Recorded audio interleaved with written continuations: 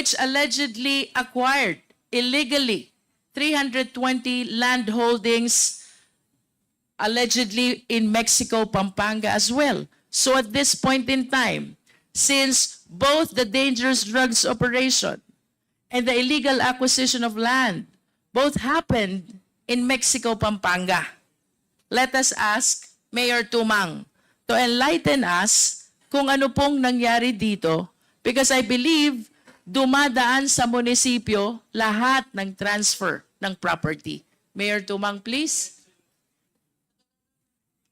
Yes po, Your Honor. Mayor Tumang, when was your first assumption of office as Mayor of Mexico, Pampanga? 2004 po, Your Honor. 2004. As far as you can recall, Mayor Tumang, kailan po ba nag-umpisang mag-acquire ng property si Empire 999? Hindi ko po maibigay, hindi ko po alam yung exact year, but approximately po 2000, yung nakabalik po akong mayor, 2017.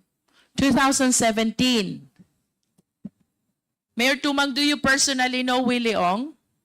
Hindi po, Your Honor. Do you personally know ADT Yang? Hindi po, Your Honor. But Mr. Chairman, would with the indulgence of the Honorable Luis Ro. Yeah, okay, please proceed. Thank you, Mr. Chairman. Mayor Tumang, Yes po, Your Honor.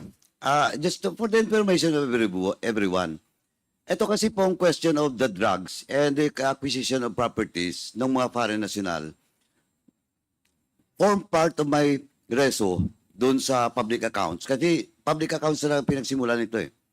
Na it was forwarded to this Quadcom. But the issue about some properties, transactions of Mayor Tumang, in which, ilang beses ka naman na-dismiss, Mayor?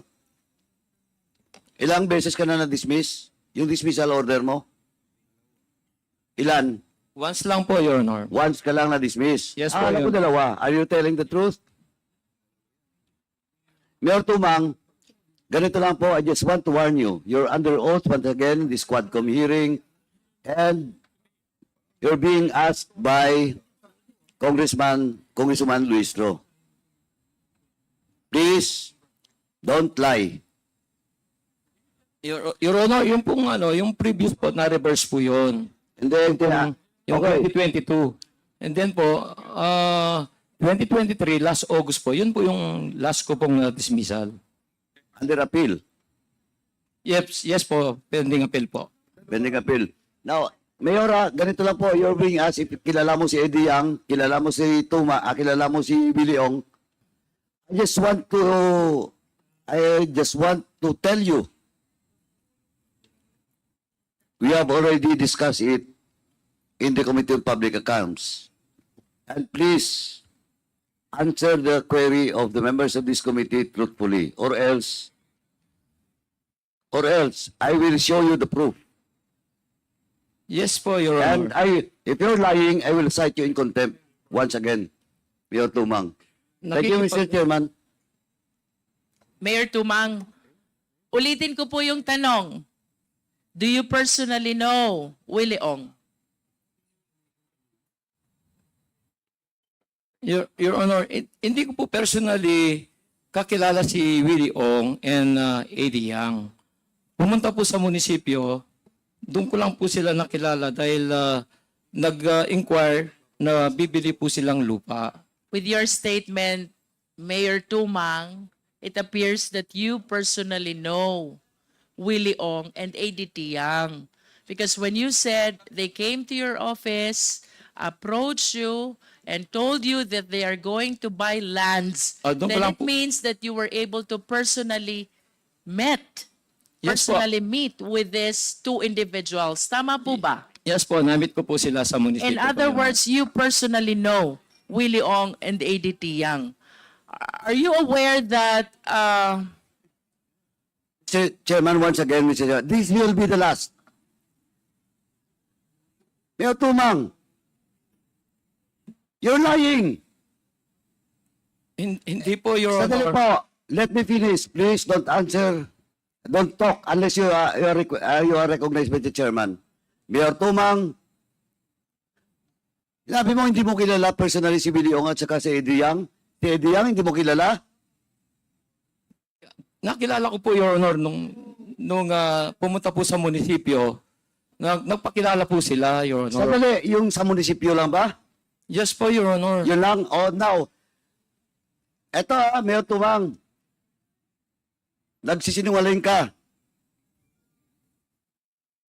Di ba naimbitahan kayo doon sa China?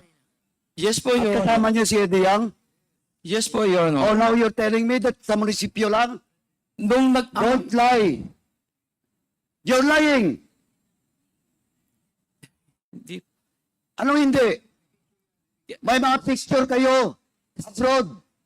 You were invited and you represent Mexico, Pampanga in that travel with Eddie Yang.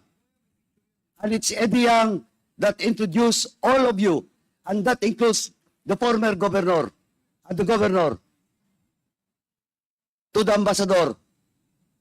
Yes po, Your Honor. Oh, ngayon, di mo kilala? Mr. Chairman, Hindi ko lang po with that, Mr. Chairman, I have warned you, pasensyahan po tayo. I move to cite in contempt, Mayor Tumang. Your Honor, can I explain po para makuha niyo po yung point ko? Sandali po. Please po, Your Honor. Sandali po. You're not yet recognized. Mr. Chairman, once again, I move to cite in contempt Mayor Tumang in violation of our Section 11, Paragraph B. Refusal and evading to answer questions of the members of this committee. So move, Mr. Chairman. Your Honor, can you please give me a chance to explain? Hindi po kasi ano yung exact gusto niyong Mr. Chairman, the question is very simple. Just a 1-minute suspension. In contempt, former Mayor Tumang. And let me finish first. And the former mayor has asked the committee to listen to his explanation. And in the spirit of fairness, we'd like to hear former mayor explain also his side. Perhaps he may be able to answer the queries asked by the members of the committee. So, Mayor Tumang, para po maliwanag, ang tanong po sa inyo kung kakilala nyo po si Eddie Yang. Ang sabi nyo po kanina, hindi. Yung pangalawang tanong, tinanong po kayo, ilang beses po ba kayo nagkita, nagkasama, nagkausap ni Mr. Eddie Yang? Ang sinabi nyo, isang beses lamang po sa munisipyo. Pero meron pong impormasyon na nagsasabi na magkasama pa ho kayo sa China. Pictures. At this is supported by photos. So, bibigyan po namin kayo ng pagkakataon na sumagot doon sa katanungan ng aming mga kasamahan. Para naman po, hindi naman po kayo hindi mapagbigyan. No? Ano po ang inyong sagot sa katanungan ni Congressman Paduano at ni Congresswoman Luistro?